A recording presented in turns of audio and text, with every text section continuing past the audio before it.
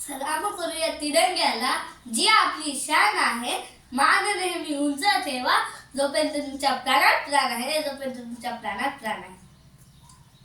मित्रांनो, आपल्या भारत देशात सर्वप्रथम स्वराज्याची संकल्पना मांडणारे शहाजी राजे या देशाला दोन छत्रपती देणाऱ्या राजमाता जिजाऊ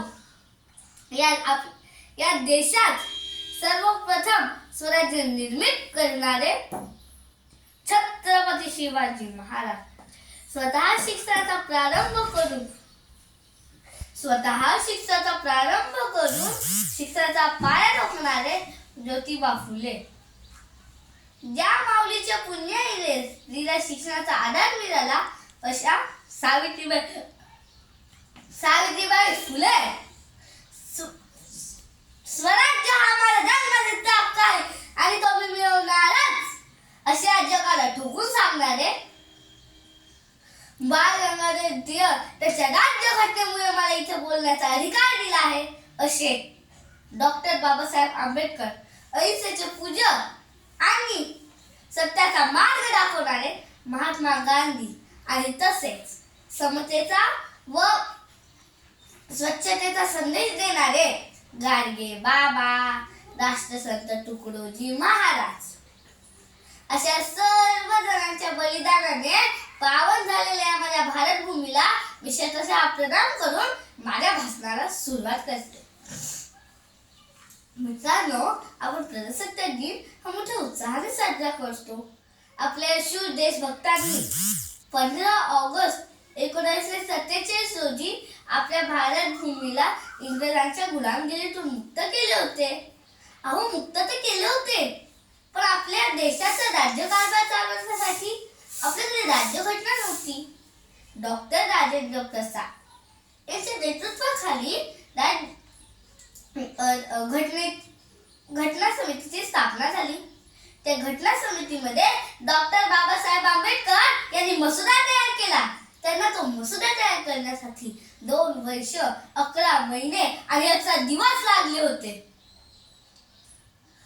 म्हणूनच त्यांना राज्यघटनेचे शिल्पकार म्हणतात.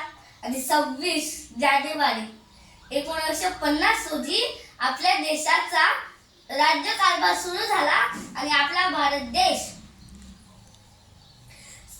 खऱ्या अर्थाने प्रजासत्ताक झाला होता. मित्रांनो, आजच्या काळात देशभक्ती म्हणजे केवळ स्टेटस ठेवणे, रील्स बनवणे, मोठ्या गाणे बोलणे, डीजे लावणे नव्हे, तर देशभक्ती म्हणजे की रक्तदान करणे, वृक्षारोपण करणे, गरजू व्यक्तींना मदत करणे. देशभक्ती म्हणजे की स्त्रियांचा सन्मान करणे, शिवरायांच्या किल्ल्याचे जतन करणे, भ्रष्टाचार विरुद्ध लढा देणे. देशभक्ती म्हणजे शिक्षणाचा दर्जा उंचावणे, उच्च नीचाचा भेदभाव न करणे. ही खरी देशभक्ती मित्रांनो, ही खरी देशभक्ती. जाता मी एकच सांगेन, इथं उपस्थित आपण सर्व एक संकल्पना करू की आपल्या भारत देशाला एक नंबर आणण्यासाठी आपण रात्रंदिवस प्रयत्न करू. हिंदूच्या हृदयात मुस्लिम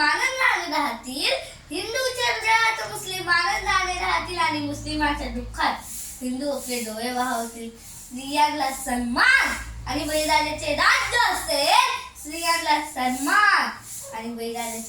असेल आणि जागतिक महासत्ताक असलेला माझा